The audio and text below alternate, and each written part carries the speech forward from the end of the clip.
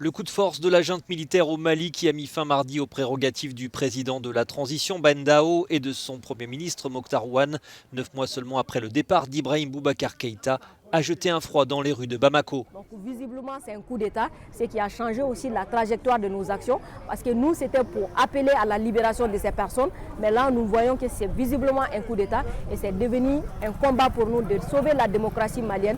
Il y a un éternel recommencement. Quand quelqu'un est mécontent et quand il a la force des armes, il l'utilise pour exprimer son mécontentement et montrer que c'est lui qui a la force.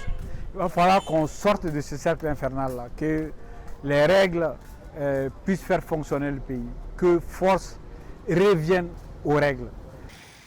Alors que l'Union africaine et la communauté internationale ont fermement condamné le coup de force orchestré par le commandant Assimi Goïta, la classe politique malienne regrette la violation du processus de transition. Et la période de transition était dans quand même une voie qui allait nous permettre d'aller vers des élections. Et même s'il y avait des critiques, on était quand même sur la bonne voie. Et aujourd'hui, qu'il y ait une perturbation de cette transition, ça nous amène dans un saut dans l'inconnu.